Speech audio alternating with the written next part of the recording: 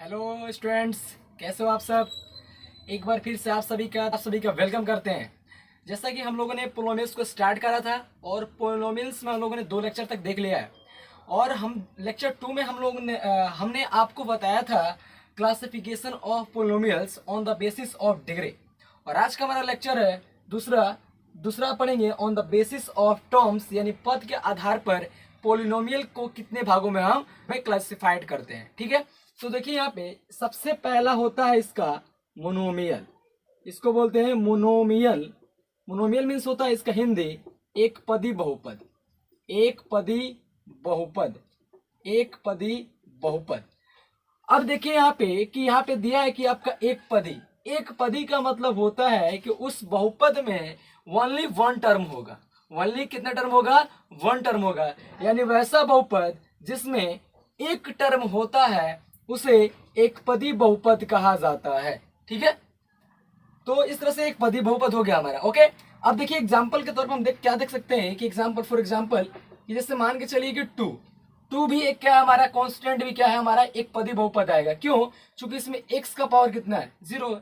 या इसको बोल सकते हैं 2y का पावर 0, या 3 4, या करके आपको x भी मिल सकता है, या आपको x क्यूब भी मिल सकता है, या आपको x का पावर 4 मिल सकता है।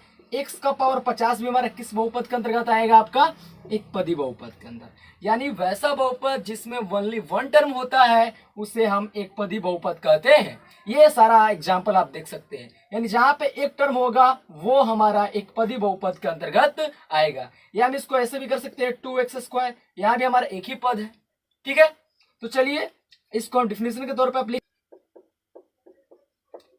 ठीक है, अब यहाँ पे देख रहे हैं लिख दिया है कि वैसा बहुपद जिसमें केवल एक पद होता है उसे एक पदी बहुपद कहा जाता है। यहाँ पे एग्जांपल के तौर पर हम क्या लिख सकते हैं? 2 हो सकता है, 2x हो सकता है, x² हो सकता है, x का पावर 4, इसी तरह से डैश डैश आप करके etc लिख सकते हैं। ठीक है, तो आप वीडियो को पॉज करके इसको उतार लीजिए।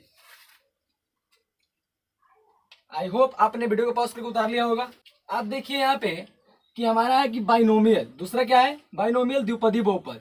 यानी द्विपदी बहुपद का मतलब होता है कि उसमें 2 टर्म रहेगा, 2 से ज्यादा टर्म हो ही नहीं सकता। अब देखिए यहाँ पे जैसे एग्जांपल के तौर पे हम क्या लिख सकते हैं? x² + x, इसमें भी 2 टर्म है। या हम x + 1 भी लिख सकते हैं, या हम x² + 3 भी लिख सकते हैं, या हम x का पावर 50 + x भी लिख सकते हैं।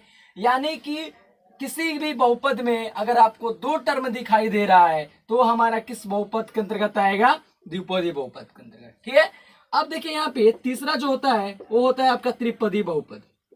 त्रिपदी बहुपद नाम से यह स्पष्ट है। त्रिपदी बहुपद है ट्राइनोमियल। Trinomial, trinomial. अब यहाँ पे पदी बहुपद में कितना टर्म होगा? 3 टर्म होगा। यानी जैसे हो सकता है x² + x + 1, या हम क्या लिख सकते हैं x का पावर 3 + x + 1। ओके, या हम क्या लिख सकते हैं x का पावर 6 + x का पावर 2 + 3। यानी कि वैसा बहुपद जिसमें ओनली 3 टर्म होता है उसे हम त्रिपदी बहुपद कहते हैं। ओके, उसके बाद से आपका लास्ट आता है एक शून्य बहुपद। शून्य बहुपद, शून्य बहुपद, शून्य बहुपद यानी इसको बोलते हैं जीरो पोलिनोमियल। ये क्या होता है? ये शून्य बहुपद उसको बोलते हैं कि वैसा बहुपद जिसमें किसी भी जो चर का गुणांक होगा वो हमारा 0 होगा। जैसे मान के चलिए 0 × x², एक चर वैल्यू है, वेरिएबल है, ये हमारा वेरिएबल है, और वेरिएबल के मल्टीप्लाई में कितना है? 0 है। तो अगर कि वैसा बहुपद जिसमें जो गुणांक होता है वो आपका 0 होगा उसे हम शून्य बहुपद कहेंगे। ठीक है, तो अब इसको हम क्या करते हैं, लाइन बाई लाइन इसको हम लिखवा दे रहे हैं, आप इसको नोट कर लीजिएगा। आगे होगा समझ में। यानी on the basis of terms बहुपद को हम 4 भागों में क्लासिफाइड करते हैं। पहला हमारा हो गया एक पदी बहुपद जिसमें एक पद होता है। उसके बाद से दूसरा हमारा हो गया द्विपदी बहुपद जिसमें 2 पद होता है। तीसरा हो गया हमारा त्रिपदी बहुपद जिसमें 3 पद होगा, और शून्य बहुपद मतलब जिसमें एक भी पद नहीं होता है। तो आगे समझ में। तो मैं क्या करता हूं, आपको डिफिनेशन लिखवा दे रहा हूं बोर्ड पे, आप इसको उतार लीजिएगा। और इसमें से भी कभी कभी क्वेश्चंस दे देता है, बस आपको टर्म देखना है कि कितना टर्म्स है। अगर आप टर्म्स पहचान लिए तो आपने 100 क्वेश्चंस को सॉल्व कर दीजिएगा। ठीक है, तो चलिए मैं इसको लिखवा देता हूं, आप वीडियो को पॉज करके उतार लीजिएगा। अब देखिए यहाँ पे मैंने लिख दिया है दूसरा हमारा बाइनोमियल द्विपदी बहुपद, वैसा बहुपद जिसमें केवल दो पद होते हैं उसे द्विपदी बहुपद कहा जाता है। यहाँ पे एग्जांपल के तौर पर मैंने x square plus 2 x plus 1 etc लिख दिया है। अब यहाँ पे हमारा तीसरा है त्रिपदी बहुपद, वैसा बहुपद जिसमें केवल कितने टर्म होगा, ओनली 3 टर्म होगा, तो उसको हम क्या बोलेंगे, त्रिपदी बहुपद। एग्जांपल के तौर पर x square plus x plus 1 x cube plus x plus 1 etc, यानी और भी सारा वैल्यू हो सकता है। ओके, उसके बाद से हमारा शून्य बहुपद, वैसा बहुपद जिसमें सभी जो गुणांक होते हैं वो शून्य होते हैं, उसे हम शून्य बहुपद कहते हैं। देखिए यहाँ पे इसका गुणांक 0 है, इसका भी गुणांक 0 है, इसका भी गुणांक 0 है, एटीसी हो गया। ठीक है, तो ये आपको बात समझ में आ गया होगा। On the basis of term हम बहुपद को 4 भागों में क्लासिफाइड करते हैं।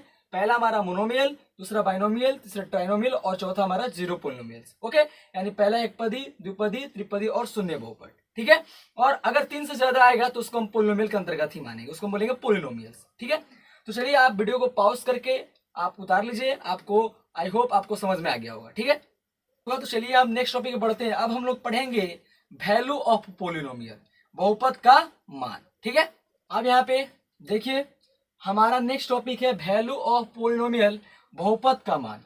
ठीक है, अब देखो यहाँ पे कि बहुपद अगर तुम्हें अगर दे जाएगा, जैसे पी एक्स बराबर तुझे दे दिया जाए एक्स प्लस 1। ठीक है, तो पी एक्स बराबर एक्स प्लस 1 दिया जाए और कहा जाए कि एक्स बराबर 1 पर इसका वैल्यू बताओ कितना होगा, तो तुम क्या करोगे कि जहां एक्स है तुम वहां पे क्या कर दोगे, 1 पुट कर दोगे। तो यहाँ पे पी ऑफ 1 अगर पुट करोगे तो 1 एक्स की जगह पे 1 पुट करेंगे तो 1 प्लस 1 इक्वल टू कितना आ गया, 2 हमारा आंसर हो जाएगा। यानी P1 का वैल्यू क्या मिल जाएगा, 2 मिल जाएगा, कोई डाउट नहीं होना चाहिए। जैसे एक और क्वेश्चन एग्जांपल लेते हैं, example number first, example number second. जैसे Px हो गए, Px बराबर x square plus x plus 1 हो गया। ठीक है, तब कहेगा कि x बराबर 2 पर Px बराबर 2 पर मान निकाले। तो आप क्या करोगे, तो यहाँ पे क्या करोगे, x बराबर 2 रखने पर, यानी जहां जहां x है वहां वहां क्या तुम रखोगे, 2 रखोगे।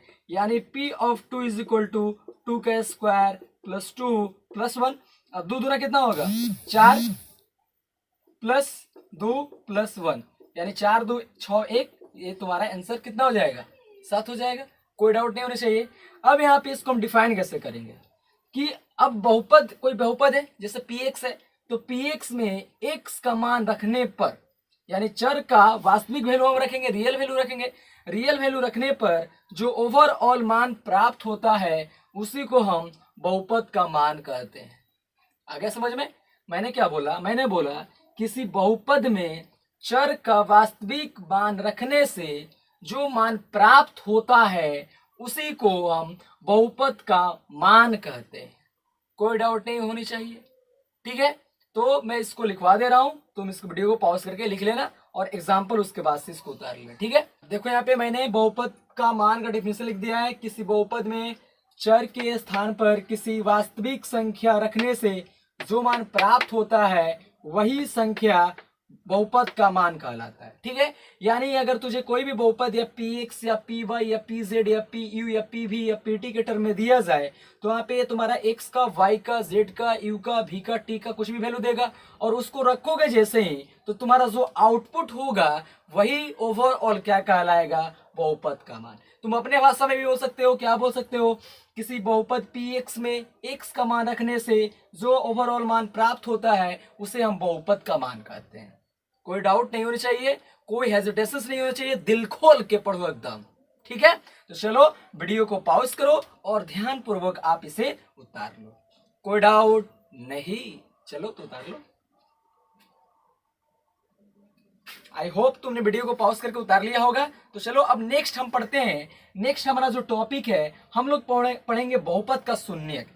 उसको बोलते हैं जीरो ऑफ पोलिनोमियल, या उसी को बोलते हैं रूट ऑफ पोलिनोमियल, या उसी को बोलते हैं उसके हिंदी में मूल, यानी बहुपद का मूल। ठीक है, अब जैसे हम लोगों ने पढ़ा था रैखिक बहुपद, यानी जिसका हाईएस्ट डिग्री कितना होता है, 1 होता है। हम लोगों ने पढ़ा द्विघात बहुपद, जिसका हाईएस्ट डिग्री कितना होता है, 2 होता है। हम लोगों ने पढ़ा त्रिघात बहुपद, पढ़ा ना त्रिघात, यानी जिसका पावर कितना होगा, हाईएस्ट पावर 3 होता है। तो जितना हाईएस्ट पावर होता है उतना हमें जीरो भी मिलता है, यानी उतना हमें मूल भी मिलता है। या जैसे मान के चलो कि तुम्हारा त्रिघात बहुपद है, यानी उसका हाईएस्ट पावर कितना है 3 है, तो अधिक अधिक से अधिक 3 शून्यक मिल सकता है, लेकिन एक भी मिलता है, दो भी मिलता है। यानी त्रिघात बहुपद का एक भी शून्यक हो सकता है, दो भी हो सकते हैं, और अधिकतम कितना होगा 3 होगा। यानी अगर जैसे मान के चलो कि द्विघात है तो उसका हाईएस्ट पावर कितना है 2 है, यानी उसका मूल कितना मिलेगा 2 मिलेगा। 2 मिल सकता है, 2 मिलेगा, या तो 1 भी मिल सकता है, दोनों पॉसिबिलिटी है। ठीक है, तो आगे हम देखेंगे कैसे 1 मिलता है द्विघात बहुपद का, कैसे 2 भी मिलता है। ठीक है, तो चलो हमारा नेक्स्ट टॉपिक है बहुपद का शून्यक, हम लोग आगे कर।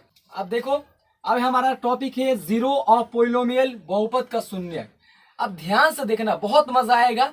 अब देखना बहुपद का शून्यक होता क्या है, यानी इसको डिफाइन कैसे करेंगे। तो देखो मेरे लाल, अगर तुझे कोई पी एक्स बराबर जैसे मान के चलो कि x माइनस 2 है, ठीक है।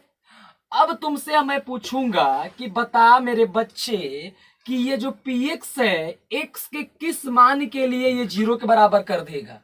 तो अगर मैं x बराबर अगर 2 रखूं तो हमारा बहुपद कितना हो जाएगा, ये ओवरऑल 0 हो जाएगा, क्योंकि 2 में से 2 का क्या हो जाएगा 0 हो जाएगा। तो अगर यहाँ पे x बराबर मैं 2 पुट कर रहा हूं तो p ऑफ 2 क्या मिलेगा, यहाँ पे जहां पे x वहां पे क्या रहेंगे 2 रखेंगे, 2 माइनस 2 इज इक्वल टू कितना हो जाएगा 0। यानी P ऑफ 2 के लिए हमारा ओवरऑल वैल्यू कितना मिला 0 मिला। कोई डाउट नहीं।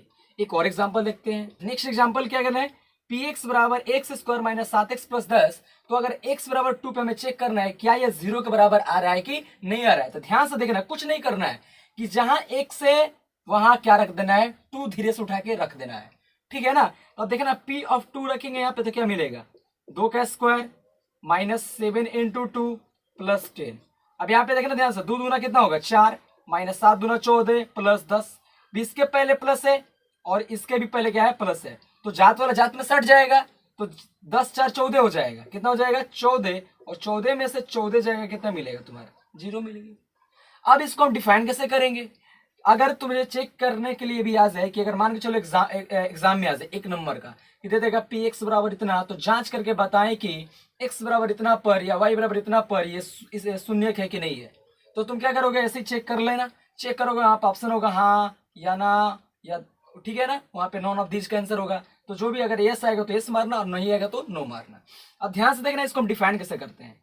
अब देखना ये बहुपद है, ये बहुपद है जिसको हम पी ऑफ एक्स से डिनोट कर रहे हैं, एक्स के टर्म में है इसलिए। तो बहुपद में ये चर वैल्यू है, चर वैल्यू है ना, मैंने बता दिया है तुम्हें चर क्या होता है, वेरिएबल और कांस्टेंट पहले लेक्चर में। अगर मेरे चैनल पे आप नए हो तो जाकर पहला लेक्चर आप देख सकते हो, मैंने डिस्क्रिप्शन में लिंक को डाल दिया हूं। अब देखना ध्यान से कि यहाँ पे चर है, तो किसी बहुपद में चर का वह विशेष मान, ध्यान से देखना, ध्यान से सुनना मैं क्या कर रहा हूं, इसमें बहुत बड़ी बात है। किसी बहुपद में चर का वह विशेष मान जिससे बहुपद का मान 0 प्राप्त होता है उसी को हम बहुपद का शून्य कहते हैं। कोई डाउट नहीं होनी चाहिए, एकदम चमक गया होगा आप लोगों में, चमक गया है ना। मैंने क्या कहा, मैंने कहा कि किसी बहुपद में चर का वह विशेष मान जिसको रखने पर बहुपद का मान 0 मिलता है उसी को हम बहुपद का शून्य कहते हैं। हम इसको लिख लेते हैं।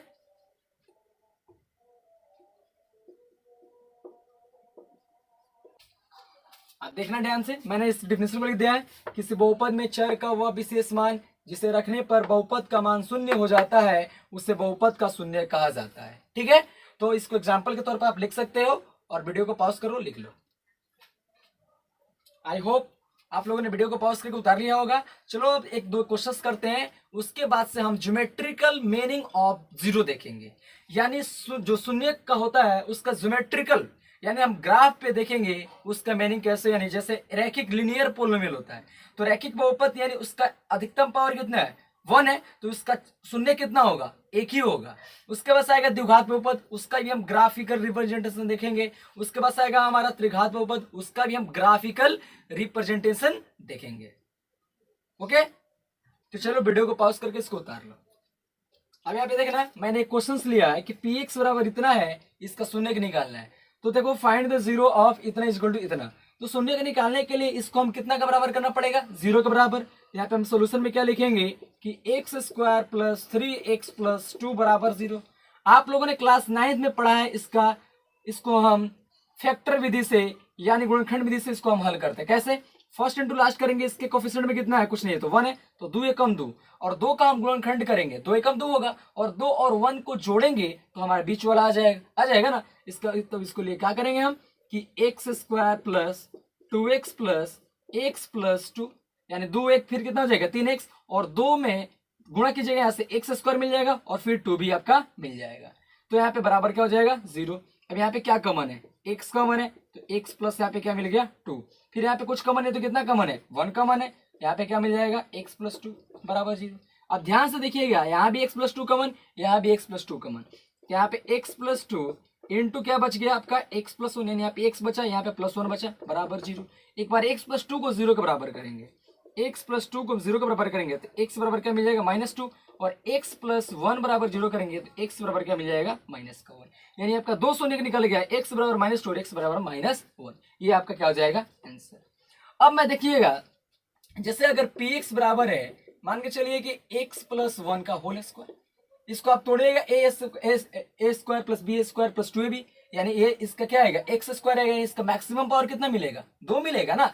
बट यहाँ पे अगर इसको शून्य बोले निकालने के लिए तो आपको क्या करना पड़ेगा, x प्लस 1 बराबर 0 करना पड़ेगा, यानी इसका स्क्वायर बराबर 0। तब यहाँ पे देखिएगा तो x बराबर क्या मिलेगा आपका एक ही मिलेगा, क्या कि -1, यानी जैसे यहाँ पे -1 को पुट करेंगे तो हमारा ओवरऑल वैल्यू क्या मिलेगा 0। अब यहाँ पे देखिए है द्विघात ऊपर, लेकिन इसका मूल कितना है एक ही निकल रहा है, अरे हाँ या ना, यानी कि अगर द्विघात बहुपद है तो उसका जो मैक्सिमम जो 0 होगा वो 2 होगा, और जो मिनिमम होगा 1 भी हो सकता है। इस तरह से त्रिघात, जैसे मान के चलिए कि x प्लस 1 का होल क्यू है, ये भी हमारा क्या है त्रिघात बहुपद है, लेकिन यहाँ पे x अगर इक्वल टू -1 रखेंगे तो ये 0 हो जाएगा, यानी इसका शून्य एक ही है, लेकिन इसका कितना होता है अधिकतम 3, ठीक है ना। सवाल में से हम करेंगे, सवाल हम लोग करेंगे आगे तो हम वहां पे देखेंगे इसका 3 भी होता है 2 भी होता है। अच्छा, हम ग्राफीय निरूपण देखेंगे ना तो वहां पे आपको और क्लियर हो जाएगा, ठीक है। वहां पे कौन सा ग्राफ ऊपर होगा, कौन सा ग्राफ नीचे होगा, यानी कौन सा अपवर्ड डायरेक्शन में होगा, कौन सा डाउनवर्ड डायरेक्शन में होगा, ठीक है। तो आप वीडियो को पॉज करके इसको उतार लीजिए। आज की वीडियो में हम इतने रहने देते हैं, मिलते हैं नेक्स्ट वीडियो में, हम वहां पे पढ़ेंगे ज्योमेट्रिकल मीनिंग ऑफ 0, ठीक है। तो चलिए आप लोग वीडियो को ज्यादा से ज्यादा शेयर कीजिए, ज्यादा से ज्यादा दोस्तों को अपने बताइए। चलिए तो मिलते हैं नेक्स्ट लेक्चर में, तब तक के लिए नमस्कार।